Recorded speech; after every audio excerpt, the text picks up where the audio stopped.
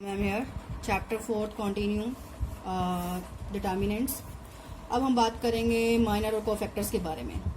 ठीक है, माइनर और कोफैक्टर में क्या है, suppressing the ith row and jth column. ठीक, माइनर क्या है हमारे पास, suppressing the ith row and jth column.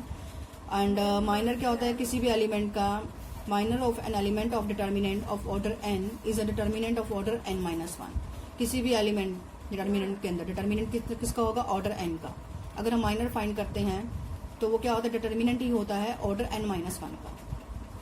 Question से ज्यादा क्लियर होगा ये आपको ना, मैं बस सिंपल आपको मैं डिफाइन कर रही हूँ। कोफैक्टर क्या होता है, बस माइनर से फाइंड आउट होता है। माइनर को अपन m से शो करते हैं किसी भी एंट्री के, कोफैक्टर को अपन a से शो करते हैं। तो वो कोफैक्टर को लिखते कैसे हैं, aij is equal to -1 power i plus j is into mij। ठीक है, ये तभी तो लिख रहा है suppressing the ith row and jth column. अभी आपको समझ क्लियर होगा। ठीक है, पहले हम 2/2 वाला करते हैं। जैसे ये क्वेश्चन है, find all the cofactors of 1 3 -2 4। ठीक है, तो डिटर्मिनेंट के अंदर आपके पास क्या है, 1 3 -2 4। कोफैक्टर्स फाइंड करने हैं तो आपको पहले माइनर्स फाइंड करने पड़ेंगे। जब आप 2/2 के अंदर माइनर फाइंड करते हैं तो आप कैसे करते हैं, मान लो मैंने फाइंड किया m11, तो m11 इस एंट्री, ये वाली एंट्री है, a11 का हम माइनर फाइंड कर रहे हैं। तो ये रो और ये कॉलम छोड़ेंगे, जो रह गया हमारे पास वो माइनर हो गया। कोफैक्टर क्या होता है कि वही मैंने जो आपको बताया है, -1 power i plus j, i plus j यानी कि 1 + 1 इंटू माइनर। तो ये क्या आ गया, 4 ही रहा। सिमिलरली a12 अगर हम फाइंड करेंगे तो हमें पहले m12 फाइंड करना पड़ेगा। m12 कैसे निकालेंगे, आपके पास ये एंट्री है a12, इसी रो को छोड़ेंगे, अब ये कॉलम लीव करेंगे तो हमारे पास क्या रहा, -2। ठीक, a12 कैसे फाइंड करेंगे, -1 पावर 1 + 2 इंटू -2 यानी कि 2। सिमिलरली a21 क्या होगा, -1 power 2 + 1 into minor of a21 यानी m21। m21 फाइंड करेंगे तो ये रो और ये कॉलम यानी 3, यहाँ 3 पुट किया तो कोफैक्टर आ गया -3। ठीक है, और m22 फाइंड करेंगे, a22 का माइनर तो वो आएगा 1, a22 मतलब कोफैक्टर। ठीक है, यहाँ जो मैं a22 बोल रही हूँ वो ये वाली एंट्री की बात हो रही है, a11 का कोफैक्टर है, ये a12, a21, ये a22, ये कैपिटल A से डिनोट होता है जो कोफैक्टर है आपके पास। यहाँ ये एंट्री को डिनोट कर रहे हैं। तो a22 क्या हुआ, -1 पावर 2 + 2 इंटू माइनर। ठीक है, माइनर यानी m22, तो क्या आया हमारे पास 1। तो इसको अगर फाइंड करेंगे तो कितना आएगा, 1। समझ आ गया। दोबारा रिपीट कर रही हूँ, m11, m12, m21, m22 क्या है, माइनर है। कौन सी एंट्रीज के, a11, a12, a21 और a22। जो कैपिटल A11 है, कैपिटल A12 है, ये सब क्या है, कोफैक्टर्स को शो कर रहे हैं। ये कोफैक्टर्स को शो कर रहे हैं, वो है माइनर को शो कर रहे हैं। Got it. अब हम बात करेंगे इस क्वेश्चन की। इसमें क्या है हमारे पास, डिटर्मिनेंट है 5 3 8 2 0 1 और 1 2 3। इसमें इसने कहा right the minor of the element a23 and the cofactor of the element a23। तो पहले हम माइनर फाइंड करेंगे a23 का। ठीक है, अब ये 3/3 के अंदर बात हो रही है, तो उसमें कैसे करते हैं, a23 एंट्री ये है आपकी 2 1 2 2 2 3। तो ये रो और ये ये कॉलम और ये रो दोनों लीव कर देंगे। 5 3 1 2 का डिटर्मिनेंट जो होगा वो इसका माइनर होगा। वही तो उसने कहा था कि minor of an element of the determinant of order n is a determinant of order n-1। वही बात तो हो गई यहाँ पे। ठीक है, तो m23 हमारे पास क्या आया, 5 3 1 2। अब इसको हम सॉल्व करेंगे, 5 2 10 -3 7। ये कौन है, माइनर ऑफ एंट्री a23।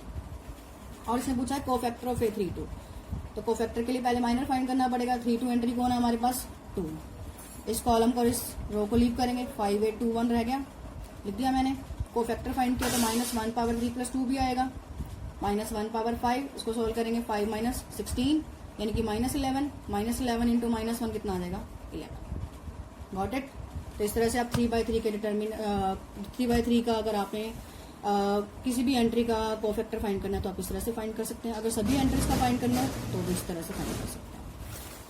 अब है रिजल्ट है किसका, कि sum of the product of the elements of any row और column with cofactors of the corresponding elements of the some other row and column क्या होता है, 0। ठीक है, जैसे मैंने यहाँ एग्जाम्पल भी लिखा है, क्या इसने लिखा है, sum of A product, sum of the product, किसका प्रोडक्ट, किसी भी रो या कॉलम का कोफैक्टर के साथ क्या कहा है इसने, कोरस्पॉन्डिंग अगर हम किसी भी रो या कॉलम के कोफैक्टर को मल्टीप्लाई कर दें आपस में, क्या बोल रहा है, किसी भी रो या कॉलम के एलिमेंट्स को कॉरस्पॉन्डिंगली किसी भी रो या कॉलम के कोफैक्टर से मल्टीप्लाई करें और प्लस करें तो आंसर हमेशा 0 आएगा। मैंने एग्जांपल भी लिखा है यहाँ पे, A11 small capital A31 plus A12 A32 plus A13 A33, ये कोफैक्टर्स हैं और ये क्या है, एंट्रीज हैं, तो ये क्या आया 0।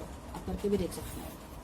नेक्स्ट कॉन्सेप्ट है आपका एडजॉइंट। एडजॉइंट क्या होता है, किसी भी मैट्रिक्स में आपके पास एडजॉइंट फाइंड करना है।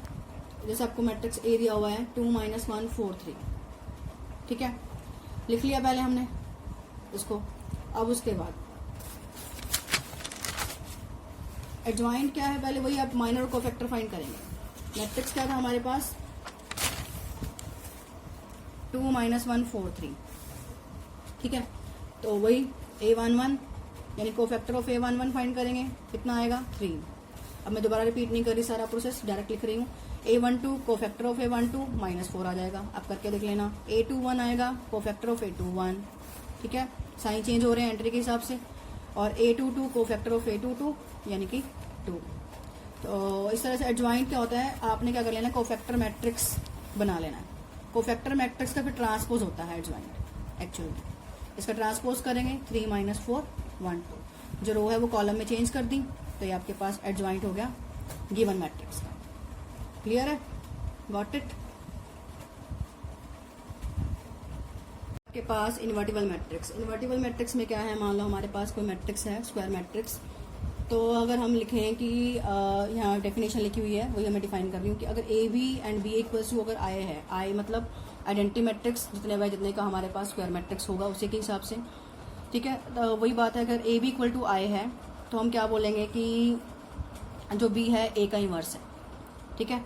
तो वही बात है यहाँ भी, अगर हमने मान लो कि ए बी लिख दिया तो जैसे हम बोलते हैं ए इन्वर्स इक्वल टू आई, वही हिसाब हो गया, बी क्या हो गया, इन्वर्स ऑफ ए।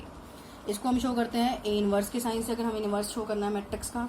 और हमेशा इन्वर्स क्या होगा, नॉन सिंगुलर मैट्रिक्स का ही डिफाइन होगा। नॉन सिंगुलर मतलब जिसका डिटर्मिनेंट नॉन जीरो हो। अगर ये 0 हो गया तो इन्वर्स एग्जिस्ट नहीं करता, ठीक है। हमेशा इन्वर्स क्या होगा, नॉन सिंगुलर मैट्रिक्स का ही एग्जिस्ट करेगा। जैसे कॉन्सेप्ट है, क्वेश्चन से समझिए, find inverse of the matrix of this one. तो आप क्या करेंगे, पहले आपके पास 3/3 का मैट्रिक्स है, आप उसका डिटर्मिनेंट फाइंड करेंगे। जैसे मैंने आपको वही 3/3 वाला समझाया था। पहले हम क्या करेंगे, इसको एक्सपैंड कर रहे हैं रो 1 के अलोंग, तो वही पहले 0 के अलोंग ये डिटर्मिनेंट है, फिर -1 फिर 2, उसके हिसाब से हमने इसको सॉल्व किया, वैसे जैसे हमने लास्ट लेक्चर में किए हुए हैं। बिल्कुल फर्स्ट एक्सरसाइज थी। अब इसमें हमने चेक किया डिटर्मिनेंट ऑफ -1 आ रहा है, it means to say that ये नॉन जीरो है। नॉन जीरो तो नॉन सिंगुलर है, नॉन सिंगुलर तो इन्वर्स एग्जिस्ट करेगा। अब इन्वर्स के लिए हम लोग क्या करेंगे, वही सारा प्रोसेस दोबारा करेंगे, कोफैक्टर फाइंड करेंगे हर एक एंट्री का। जैसे मैंने यहाँ पे A11 का निकाल रखा है, A11 के लिए वही प्रोसेस आप क्या करेंगे, माइनर निकालेंगे। माइनर के लिए हम क्या करेंगे, वही आप लोग क्या करोगे माइनर के लिए। जैसे हमारे पास था मैट्रिक्स, ठीक है, एक मैं आपको डिफाइन में दोबारा से कर देती हूँ। अगर हमने 0 का माइनर फाइंड करना है, ये रो और कॉलम छोड़ दिया, हमारे पास 1 1 0 2 हो गया। अब हम इसको सॉल्व करेंगे 2 - 0 2। अब A11 है तो -1 की पावर क्या होगा, 1 + 1 यानी कि 2 ही आएगा। इसी तरह A12 A13 A21 22 23 31 32 33 सबके हमने सारी एंट्रीज के कोफैक्टर निकाल लिए। अब क्या करना है, कोफैक्टर मैट्रिक्स का ट्रांसपोज करेंगे, एडजॉइंट मिल जाएगा। तो ए इनवर्स हमारे पास किसके इक्वल होता है, नया कॉन्सेप्ट है, एडजॉइंट ऑफ ए अपॉन में डिटर्मिनेंट ऑफ ए, ठीक है। एडजॉइंट मैं आपको पिछले जगह भी बता चुकी हूँ रिसेंटली कि क्या होता है, कोफैक्टर मैट्रिक्स का ट्रांसपोज कर दिया। अगर उसको हम डिटर्मिनेंट ऑफ ए से डिवाइड कर दें तो जो आंसर आएगा वो इनवर्स आएगा। तभी तो उसने कहा है यहाँ पे नॉन सिंगुलर एंटर होनी चाहिए, ठीक है, गॉट इट। नेक्स्ट क्वेश्चन है, ये भी आपके पास मैट्रिक्स गिवन है, show that A² - 4A + 7I equal to, यहाँ पे हमारे पास क्या है, null and hence find A inverse, ठीक। अब हमारे पास क्या है, देखो A² फाइंड करना है, वही आप क्या करेंगे, A × A फाइंड करेंगे। जैसे हमने वही रो कॉलम से मल्टीप्लाई करते हैं मैट्रिक्स के अंदर, वही फर्स्ट रो की फर्स्ट कॉलम के हिसाब से, फर्स्ट रो की सेकंड कॉलम के हिसाब से, सेकंड रो की फर्स्ट कॉलम के हिसाब से, फिर सेकंड रो की सेकंड कॉलम के हिसाब से। तो आपके पास आया 1 - 4 12 और 1। फिर 4A फाइंड आउट करेंगे, यानी A की 4 से मल्टीप्लाई। फिर 7 आएगा, मतलब है आइडेंटिटी मैट्रिक्स की 7 से मल्टीप्लाई, यानी कि 7007। ठीक है, अब हम क्या करेंगे, ए square minus 4a plus 7i को सॉल्व कर लेंगे। ए square minus 4a plus 7i को, तो आप जब सॉल्व करेंगे आपको नल मैट्रिक्स मिलेगा। इस क्वेश्चन को करवाने का पर्पस क्या है, इसमें इसने साथ में ये भी बोला है हेंस फाइंड ए इनवर्स। तो क्या करना है, जो एक्सप्रेशन गिवन है उसी से हम फाइंड करेंगे। क्या लिखेंगे, पहले 7i equal to 4a minus A square, i equal to क्या आ जाएगा 1/7 4a minus A square, i equal to 4/7a minus 1/7 A square. अभी हमें पता है कि अगर हम i को मल्टीप्लाई करें, ठीक है, किसी भी चीज़ से तो वो खुद ही आएगा, किसी भी मैट्रिक्स से, यानी कि ठीक आइडेंटिटी मैट्रिक्स को अगर हम किसी भी मैट्रिक्स से मल्टीप्लाई करते हैं तो वो मैट्रिक्स खुद ही बनता है। तो वही यहाँ पे हम क्या करेंगे, पोस्ट मल्टीप्लाई कर देंगे ए इनवर्स से बोथ साइड्स, या यूँ बोल दो post multiply by A power -1 या ए इनवर्स बोथ साइड्स। ठीक है, ए इनवर्स ही बोलिए। तो ए अगर हम इसको मल्टीप्लाई करेंगे, i into this one equal to 4/7 a into this one minus 1/7 a power 2 into A power this one, या ए इनवर्स। ठीक है, तो अगर हम इसको इससे मल्टीप्लाई करेंगे, ये तो मैं वैसे आपको समझाने के लिए बोल रही हूँ, वैसे ही इसको ए इनवर्स ही बोलना है। ठीक, वो तो अगर हम नॉर्मल जैसे करते हैं बेसिक्स, उसके हिसाब से मैंने बोल दिया, तो यहाँ हम ए इनवर्स ही बोलते हैं। i इंटू दिस वन क्या आएगा, ये खुद ही आएगा, और 4/7 a इंटू ए इनवर्स क्या आएगा, आइडेंटिटी मैट्रिक्स माइनस 1/7। इन दोनों को जब हम सॉल्व करेंगे तो कैसे सॉल्व होगा, देखो तभी मैं आपको कह रही हूँ ए इनवर्स ही बोलेंगे, वो तो आपको समझाने के लिए मैंने ए पावर -1 बोल दिया। एक्चुअल में हम यहाँ पे ये लगा रहे हैं ए स्क्वायर, ठीक है, A into A power sorry A inverse, ठीक है, ए इंटू ए इनवर्स। तो i इंटू ए इनवर्स तो ए इनवर्स ही रह गया, 4/7 a इंटू ए इनवर्स करेंगे तो आइडेंटिटी मैट्रिक्स आएगा माइनस 1/7। अब यहाँ पे क्या है, अगर हम इन दोनों को इकट्ठा कर दें एसोसिएटिव लॉ के अकॉर्डिंग, ए स्क्वायर को खोल दिया पहले, a इंटू ए इनवर्स, अगर हम एसोसिएटिव लॉ के अकॉर्डिंग इसको खोलें तो ये क्या बनेगा, आइडेंटिटी मैट्रिक्स, क्योंकि a इंटू ए इनवर्स क्या होता है, i। ठीक है, तो a इंटू आई ए ही होता है, तो a इनवर्स की वैल्यू हमारी किसकी इक्वल आ गई, 4/7 i माइनस 1/7 a। अब क्या करना है, i की वैल्यू पुट कर दो, a की वैल्यू पुट कर दो, जब आप सॉल्व करोगे आपके पास ये एक्सप्रेशन आ जाएगा। देखो सॉल्व करने की जरूरत नहीं पड़ा एडजॉइंट वगैरह निकालने की, क्योंकि इसने कहा था पहले इसको सॉल्व करो, उसके बाद इससे ए इनवर्स फाइंड करो, हमने कर दिया, वही वैल्यू आएगी, आप चेक भी कर सकते हैं। अब कुछ रिजल्ट्स हैं वो ध्यान रखना इस टॉपिक से रिलेटेड जो मैंने अभी तक करवाया है।